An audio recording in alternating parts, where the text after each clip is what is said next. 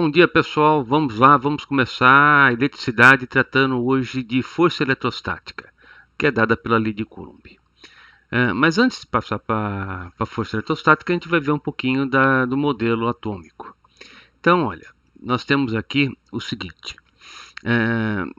No átomo você vai ter três tipos de partícula. Um dos primeiros modelos que se tem. Você vai ter lá o elétron, ele está virando em torno do núcleo. O diâmetro disso aqui é da ordem de 10 a menos 10 do metro, né? O diâmetro do núcleo é da ordem de 10 a menos 15 do metro. Então você vai ter elétrons, prótons e nêutrons, três partículas. Já se conhece mais de 300 partículas subatômicas, mas nesse modelo aqui nós só temos três, tá? E você tem então que um núcleo ele é 100 mil vezes menor do que o átomo, tá? Porém, quase toda a massa está concentrada no núcleo, né? Então você vai ter ali, né, nesse núcleo, duas partículas que tem uma massa que é de quase 2000 vezes a massa do elétron, né? Então você vai ter aqui, né, a massa do próton, né, quase 2000 vezes a massa do elétron, a massa do nêutron também, né? Agora, por que o elétron está virando aqui? Né? Quer dizer, qual é a força que faz o papel de força resultante centrípeta? Então, essa força é a força elétrica. Então, você vai ter que, em termos de agente responsável por essa força, é uma força que é diferente da força gravitacional. Você podia falar, isso aqui parece um pouco com o sistema solar. Você tem quase toda a massa colocada no centro, né? Pequenos planetas girando em volta, cuja massa comparada com o corpo central é desprezível, mas não. Se você for considerar o tipo de força que é necessário aí para manter esse elétron virando a uma velocidade muito alta, que pode chegar até 10% da velocidade da luz, em torno desse núcleo que é muito pequenininho, essa força é 10 a 40 vezes a força gravitacional que é trocada pelo elétron com o núcleo. Então, ela é muito, muito maior do que a força gravitacional. Então, é um outro tipo de interação, né? É a interação elétrica.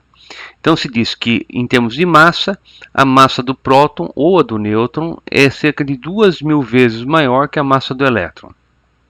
Mas, em termos de carga, próton e elétron têm cargas de mesma intensidade, naturezas distintas. Quer dizer, são diferentes. Né? Massa, sempre você vai ter atração, né? Interação de atração. Na eletricidade é possível você ter interação ou de repulsão ou de atração. Na gravitação você não tem interação de repulsão, é sempre de atração. Então basta um tipo de massa para você explicar esse tipo de força, só se atrai. Como na eletricidade você tem dois tipos de interação, né? Repulsão e atração, tem que ter dois tipos de carga. Então, você vai falar carga do tipo 1, tipo 2, tipo A e tipo B. O que se usou é chamar de carga positiva e carga negativa. Então, são dois tipos. O positivo e o negativo em si não quer dizer nada, é só para diferenciar um do outro.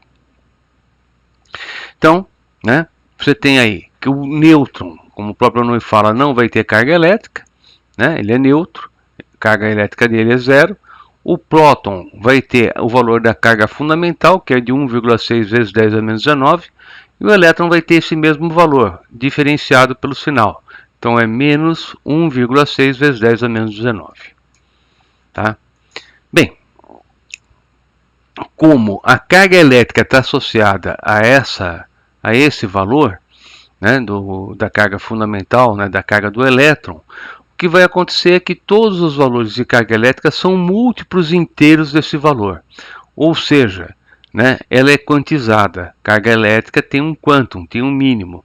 E o mínimo é de 1,6 vezes 10 a menos 19 coulombs. Tá? Então é possível, quais valores? É possível, por exemplo, 1,6 vezes 10 a menos 19, 3,2 vezes 10 a menos 19, 4,8 vezes 10 a menos 19. Mas não é possível 2 vezes 10 a menos 19. Por quê? Porque aí você ia ter um número fracionário do valor da carga fundamental. Tá? Então isso também é importante você perceber. Né? Em termos de interação que você vai ter, também, né, vamos colocar aqui, você tem dois tipos de interação. Então aí quem dá isso é a lei de Dufay. Você pode ter interação de atração, quando você tem uma carga positiva e outra negativa, então dois tipos, né, de cargas, então elas vão se atrair. E quando as cargas têm a mesma natureza, ou seja, são duas cargas positivas ou duas negativas, então aí você vai ter a força de repulsão. Então você vai ter carga, né, positiva e negativa, né, cargas distintas se atraem, cargas de mesma natureza se repelem. Tá? Então isso é a lei de Dufay que dá para gente. E finalmente você vai ter a equação que vai tratar da parte quantitativa, né, que é dada pela lei de Coulomb, que, se reparada com a nossa aula lá de gravitação, é a mesma estrutura matemática, né? A força ela é proporcional às cargas, ao produto das cargas, dividido pelo quadrado da distância. Então lá na gravitação entrava Gzão, m de um corpo, massa do outro corpo, dividido pela distância ao quadrado. Aqui, força elétrica é a constante que depende do meio. Então, basicamente, a gente vai usar ar ou vácuo. Então, essa constante vai valer 9 vezes 10 a nona. Vezes o produto das cargas, né, do módulo das cargas. Então, não vai entrar sinal nessa equação. Por quê? Porque eu estou calculando a intensidade da força. Tá? Dividido pelo quadrado da distância. Então isso quer dizer o quê? Quer dizer que quando você dobra a distância, a força é reduzida à quarta parte. Quando você multiplica por 3 a distância, né, a força vai ser reduzida à nona parte. Né? Então você, né, diminuiu pela metade a distância. Tá? Então você multiplicou a força por 4. Tá? A força elétrica ou eletrostática, dada pela lei de Coulomb, ela depende do inverso do quadrado da distância. Tá? Então, vamos lá, vamos usar isso em exercício. E aí é bom a gente lembrar, né, da primeira lei de Newton, que todo corpo permanece em seu estado de repouso ou movimento retilíneo uniforme, a menos que seja obrigado a mudar seu estado por forças a ele impressas. Conclusão. Se ele está em repouso, a força resultante vai ser nula. Então aparecem alguns exercícios nessa parte de eletricidade em que ele está estudando estática. Ele fala que tem um corpo eletrizado e que ele deve ficar em repouso. E aí, como você tem várias cargas distribuídas, ele quer saber alguma coisa a respeito da situação. Então, qual é o princípio que você vai usar? É que se está em equilíbrio, a força resultante ela é nula. Então, vamos lá, vamos para o primeiro exercício. Dois corpos pontuais em repouso, separados por uma certa distância e carregados eletricamente com cargas e sinais iguais, né, repelem-se de acordo com a lei de Coulomb.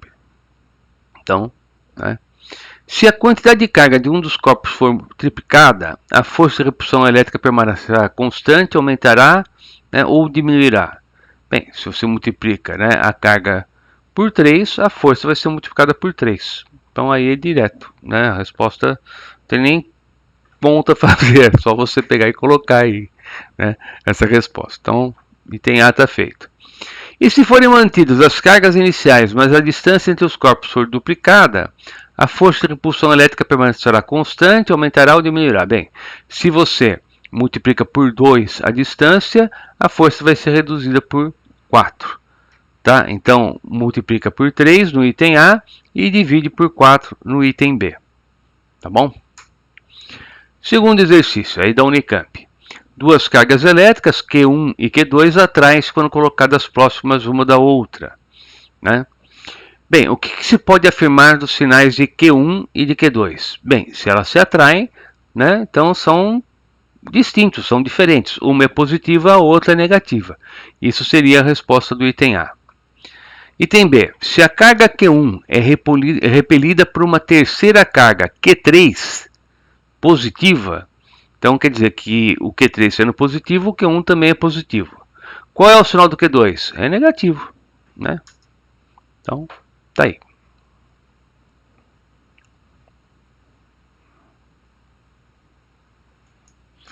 Terceiro exercício.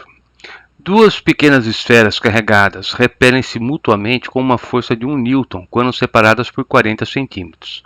Qual o valor da força elétrica em newtons se elas forem deslocadas e posicionadas a distância de 10 centímetros uma da outra?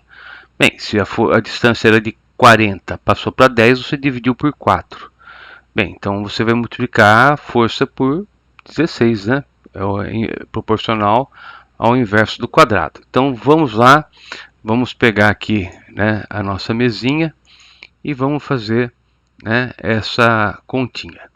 Então, passando a resolução, vamos lá, você vai ter aí, né, que a distância D é a força F. Então, qual é o valor dessa força F? Né? É 1 newton. Então, você tem que F é igual a K, Q ao quadrado, sobre D ao quadrado. Você sabe que isso é igual a 1 newton. Né? Bem, pegando agora a força F', né? F' é igual a K, Q ao quadrado, sobre o quadrado de D sobre 4. Então, isso vai dar que F' é igual a 16K, Q ao quadrado, sobre D ao quadrado. E repare, né, que isso que está aqui já apareceu antes. Isso vale 1 newton. Então, F', né, é igual a 16 newtons. Tá feito. Tá? Quarto exercício. Duas cargas pontuais positivas, Q1 e Q2, sendo que o Q2 é 4Q1, são fixadas a uma distância d uma da outra. Uma terceira carga negativa, Q3, é colocada no ponto P entre Q1 e Q2, a uma distância x da carga Q1, conforme mostra a figura. Então tem aí o desenho. Calcule o valor de x para que a força sobre a carga Q3 seja nula. E verifique se existe um valor de Q3 para o qual tanto a carga Q1 como a Q2 permanecem em equilíbrio nas posições do item A. Né? Então, vamos lá, vamos fazer essa discussão também. Então, para começar, eu vou pegar esse desenho, vou colocar lá para a gente poder trabalhar.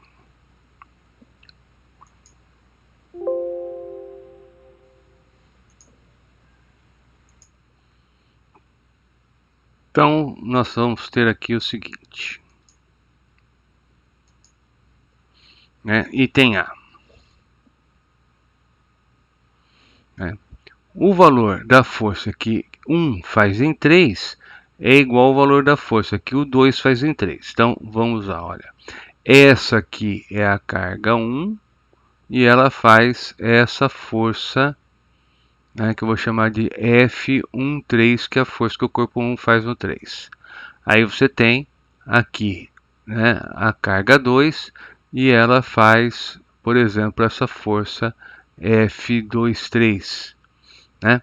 E você tem que o F21, F13 é igual ao F23. Por quê? Porque está em equilíbrio. Então vamos substituir, né? Você vai ter K, né, Q1, Q3 dividido pela distância. A distância aí é x, x ao quadrado.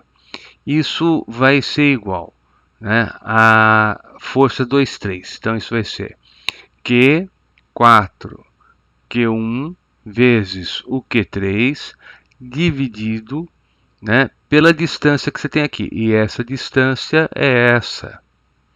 Né? Quem que é isso? É D menos X.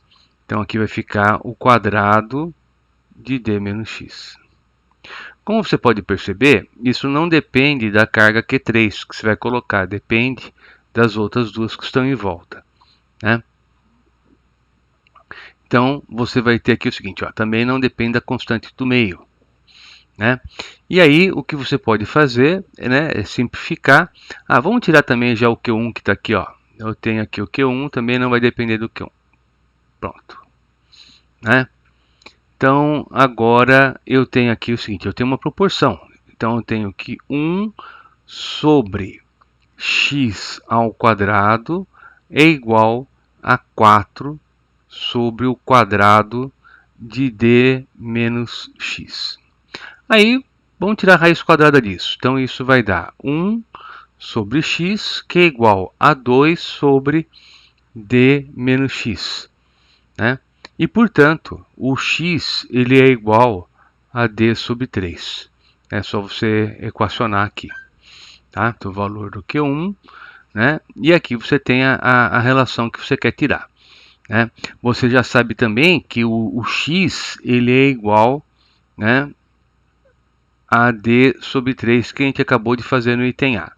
Então, isso vai dar que Q2, né, sobre d ao quadrado é igual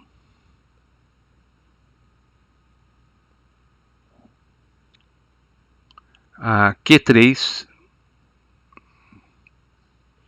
sobre o quadrado de d sobre 3. Então, aqui você vai tirar aqui o seguinte, que o Q3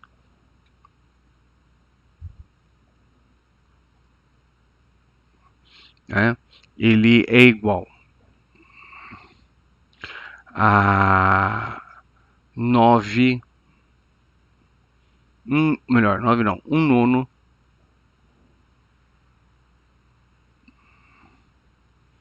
né, do Q2. Tá bom? Mas também você já tinha aquela outra relação, que o Q2 era 4 vezes o Q1. Então, Q3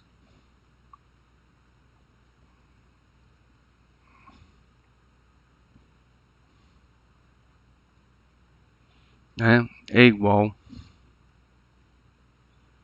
a 1. No lugar do Q2, vamos colocar o que ele é. Ele é 4 Q1. Então, Q1 é esse aqui, que está em vermelhinho. Tá bom? E aí, tem o seguinte, né? Para você conseguir o equilíbrio, tem uma condição de sinal, né?